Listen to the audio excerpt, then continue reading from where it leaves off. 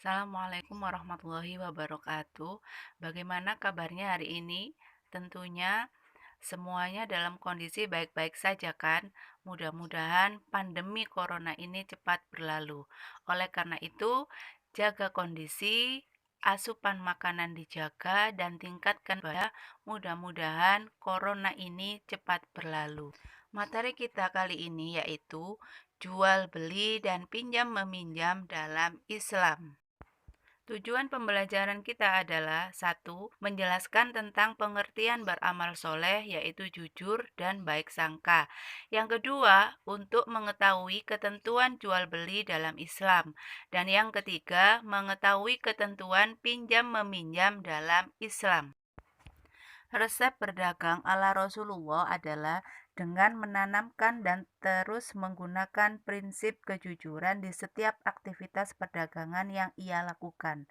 Bahkan karena jujurnya Rasulullah dalam berdagang, beliau telah berhasil mendapatkan gelar Al-Amin yang artinya dapat dipercaya dari kolega-kolega dan juga pelanggan yang pernah melakukan transaksi perdagangan dengannya. Jujur adalah memberitahukan sesuatu dengan sebenarnya.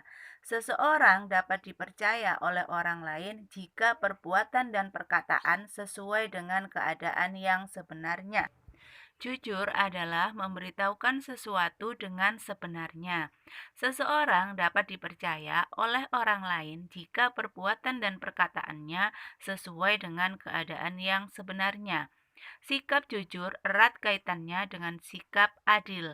Artinya, keadilan adalah buah dari sifat jujur, dan keadilan diwajibkan oleh Allah untuk ditegakkan sebagaimana firman Allah dalam Al-Quran Surat An-Nahl ayat 90.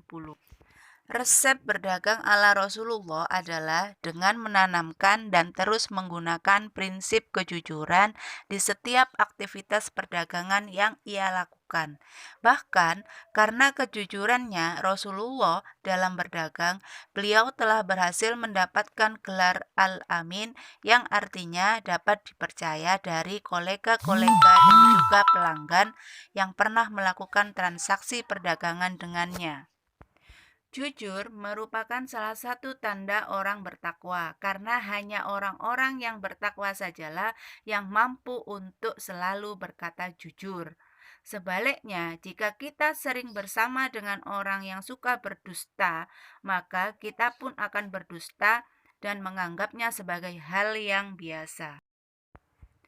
Jual beli berasal dari kata al-bai yang berarti jual dan asyiro yang berarti beli. Sedangkan menurut istilah, jual beli adalah pertukaran harta tertentu dengan harta lain berdasarkan keridhoan antara keduanya. Menurut para ulama, jual beli dihalalkan berdasarkan Al-Quran surat Al-Baqarah ayat 275. Wa ahallallahu al-bai'a wa harramar riba. Dan Allah telah menghalalkan jual beli dan mengharamkan riba. Ada beberapa hal yang harus kita ketahui yang berkaitan dengan jual beli agar jual beli yang kita lakukan itu adalah sah. Yang pertama adalah rukun jual beli, yaitu terdapat satu penjual, yang kedua adanya pembeli, yang ketiga adanya barang yang diperjualbelikan, dan yang keempat akad.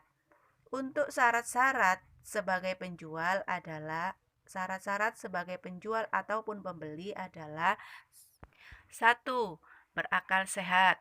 Yang kedua, mampu untuk memilih. Dan syarat barang adalah satu adalah suci. Yang kedua, bukan artinya suci bukan barang yang haram. Yang kedua, barang itu dapat dimanfaatkan. Dan yang ketiga, hak milik orang yang berakad. Yang keempat, mengetahui kualitas barang. Akad atau ijab kabul di sini adalah bisa bermakna kerelaan antara kedua orang, yaitu antara penjual dan pembeli. Di dalam akad atau ijab kabul tidak ada kata-kata khusus. Artinya, ijab kabul ataupun akad ini bisa berupa bisa berupa ucapan, bisa berupa perjanjian, ataupun bisa berupa tindakan. Artinya, jika seseorang itu sudah membayar dan penjual sudah memberikan barang, meskipun tanpa perkataan ataupun perjanjian, maka jual beli itu sudah dianggap sah. Agar jual beli yang kita lakukan itu sah, maka harus memenuhi rukun dan syarat jual beli yang tersebut di atas. Selanjutnya adalah pinjam meminjam atau aria. Menurut bahasa, aria adalah pinjaman. Sedangkan menurut istilah syar'i, aria adalah memiliki manfaat secara cuma-cuma. Aria adalah perbuatan yang diperbolehkan dalam Islam berdasarkan surat Al-Maidah ayat 2, yaitu wa ta'awanu 'alal birri wat taqwa wala ta'awanu 'alal ismi wal udwan, yang artinya tolong menolonglah kamu dalam kebajikan dan takwa, dan jangan tolong menolong dalam perbuatan dosa dan pelanggaran. Seseorang yang mengambil manfaat dari barang aria atau meminjamkan berkewajiban menjaga atau memelihara barang yang dipinjamnya seperti amanah yang telah diberikan oleh pemilik barang. Misalnya, kita meminjam buku, maka sebagai orang yang meminjam, maka kita harus menjaga buku itu dengan baik-baik, jangan sampai rusak dan seperti sedia kala. Ketentuan dalam aria, yaitu rukun dan syarat aria. Di antaranya adalah ijab dan qabul. Artinya seseorang yang meminjam itu haruslah ia adanya ijab dan qabul terlebih dahulu. Yang kedua, yaitu yang disebut dengan mu'ir, artinya orang yang menghutangkan atau meminjam. Yang ketiga adalah musta'ir, yaitu orang yang berhutang atau meminjam. Yang keempat, ada benda yang dipinjamkan atau yang dihutangkan. Nah, syarat bagi mu'ir dan musta'ir adalah diantaranya satu, orang itu telah balik. Yang kedua, berakal.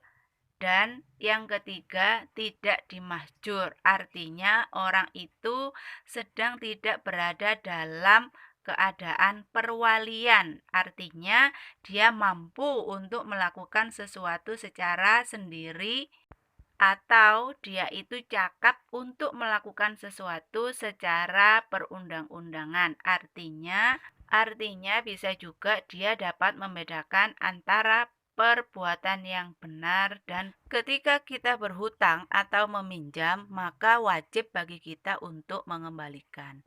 Kewajiban mengembalikan pinjaman, ketentuannya adalah setiap hutang wajib dibayar, sehingga berdosalah orang-orang yang tidak mau membayar hutangnya. Melebihkan bayaran dari sejumlah pinjaman diperbolehkan, asal itu kehendak dari orang yang berhutang. Nah, misalnya saya berhutang 1 juta dengan janji akan saya kembalikan 1 bulan kemudian. Nah, ketika saya mengembalikan, saya mempunyai rezeki yang lebih, maka saya lebihkan pembayaran hutang saya sejumlah 1.100.000. Nah, ini adalah boleh karena tidak ada perjanjian sebelumnya untuk menambahkan hutang yang saya bayarkan sejumlah 100.000. Sedangkan melebihkan bayaran dari sejumlah pinjaman yang berhutangan, maka tambahan itu tidak halal bagi yang berpiutang. Dan yang demikian itu termasuk riba, karena di dalam akad perjanjian perhutangan sebelumnya telah terjadi kesepakatan atas penambahan pembayaran hutang. Ada beberapa larangan dalam jual beli, di antaranya adalah satu, kedua, mengawetkan barang-barang yang dikonsumsi dengan bahan-bahan yang berbahaya. Yang ketiga, melakukan pemalsuan barang yang diperjualbelikan. Yang keempat, mengurangi takaran timbangan, ukuran, dan nilai barang yang dijual. Intinya, ketika kita melakukan kegiatan jual beli, kita harus jujur dan adil. Demikian materi pembelajaran kita kali ini. Sampai ketemu lagi pada pertemuan selanjutnya. Assalamualaikum warahmatullahi wabarakatuh.